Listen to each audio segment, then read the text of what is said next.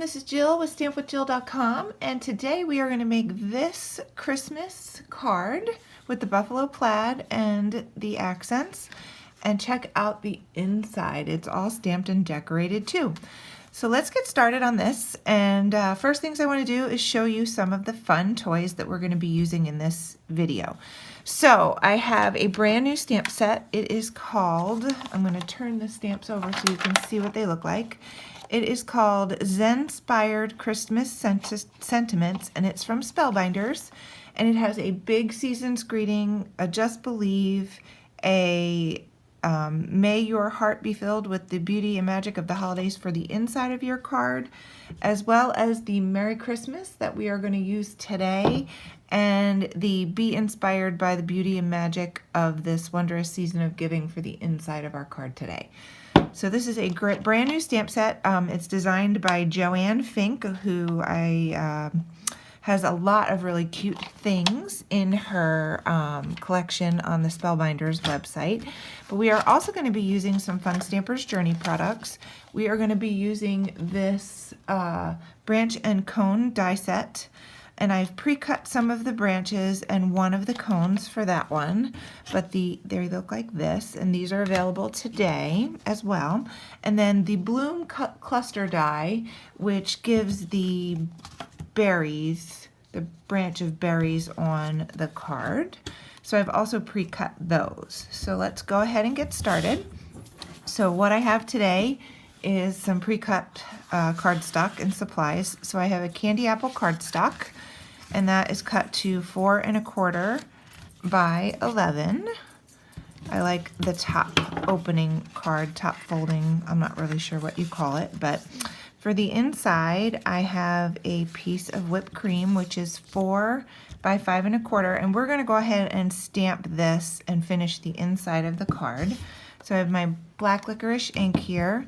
We're just going to ink this up, and this is a really nice red rubber stamp set that we have. So we're going to stamp this towards the top.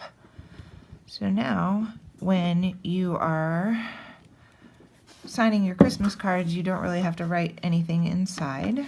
Okay, so that's the inside. And then this is about 3/4 of an inch. You can make it a 1/2 inch. You can make it a full inch. What I wanted to do is I just took a scrap and I cut some of the buffalo plaid design. And we're going to go ahead and tape that on the layer for the inside of your card, like that. And then we're going to go ahead and put it right on the inside of the card as well. And there's just a tiny little bit of paper hanging over here, so I'm just going to trim that off. And then we can go ahead and put that on the inside of the card. All right, so I'm not sure if you can hear the dog chewing the bone, but he is. All right, so now we're ready to decorate the outside. So I have a piece of black licorice cardstock, which is 4 by 5 1/4, and then this is the Cozy Winter Prints. Of course, you know I love the buffalo plaid design, and that is 3 7/8 by 5 1/8, so just 1/8 of an inch shorter all the way around. And we can go ahead and put this on the card front as well, and have it all ready so we can finish up the card. Now this is, if you die cut a whole bunch of stuff, you can make a whole lot of these cards. All right, so this is 3 1/4 by 1 1/2, and then this is 1/8 of an inch bigger, and then this is 1/8 of an inch bigger than that for the front of the card. So we're going to go ahead and stamp the Merry Christmas. So I'm going to go ahead and ink that up. So there we go. So we have that. Now I'm gonna have to move it a little closer to me, but still in the frame of the camera so I can see it. It's a pretty tight fit. Sometimes if you're not good at lining things up, you can stamp first and then trim around it. And I think I just bumped my head on the camera, so sorry if it was shaking. Perfect. So I did have an extra piece of whipped cream in case I needed it, but we're good. So we go ahead and stamp that, and then we're gonna put these together. So I'm just gonna add some of my tape here, and then we'll add the sentiment as well. So we're going to line that up. And then we can go ahead and make sure that I'm in the camera frame and put this on. Okay, so now the fun part comes. So for the branches, I have, on the sample, I have 2 kiwi slice branches. So what I've done is the branch and cone die comes with 2, I'm going to slide it in so you can see it. It comes with 2 different sizes of branches, and I just cut 1 of each. And they look like this when they're cut. So I'm going to put 1 at the top and 1 at the bottom, and it does not matter which one that you do. And I'm actually looking at this and thinking I have 2 of the same ones on there, but I have a little bit of adhesive on there already. My favorite adhesive for these fine cut dies are, well, there's obviously not quite enough on here, so was a little bit of tape I used from a different project. So I figured I'd repurpose these die cuts, but it needs just a little bit more. And then I'm going to have this one go down like this, and I just put a couple of dots of glue on there with this mono multi-liquid green glue. It's my favorite one.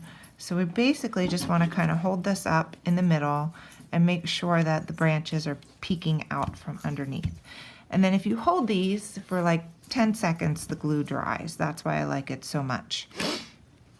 All right, so then for the branch, or for the bloom cluster die, which looks like this, you get a die cut that looks like this. And it's nice and big, but you don't need to use all of those. So what we're going to do is we're just going to trim off a piece from each one. So this kind of goes a little bit further. So it looks like I have this one. I'm going to trim it right there. And it looks like I have a little piece of this one. So we can go ahead and save this for another card. And then we are gonna, oh, now the dogs are gonna really talk to you. So now we're gonna go ahead and we're gonna put this on the bottom and the other one on the top. So I'm just adding a couple of dots of glue on there.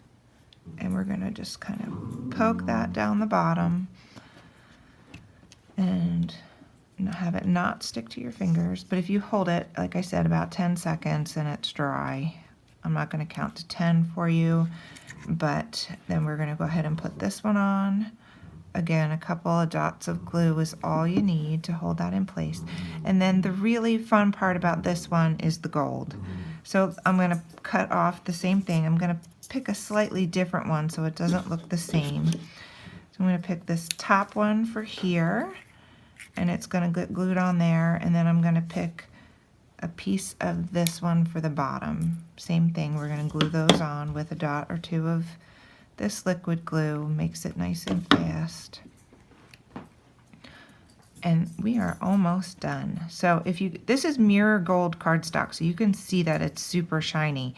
If you get glue on your fingers, you get glue on the shiny part of the cardstock. So you can kind of see that I smudged it a little bit with some glue on my fingers, but hopefully the recipient will not notice. All right, so then we have, this one's not going to stick, so I'm going to use the palm of my hand instead. All right, then the last thing is we have this little tiny cone, and I'm actually going to put this on after I put the sentiment on. So the sentiment's going to go here, and I think I should have popped that little tiny piece out, so I'm going to do that now with my scissors so you can't see it. And then what I have here is the stamped and ready sentiment, and I'm going to use these bigger foam squares. They're size medium, so you can see them in the screen.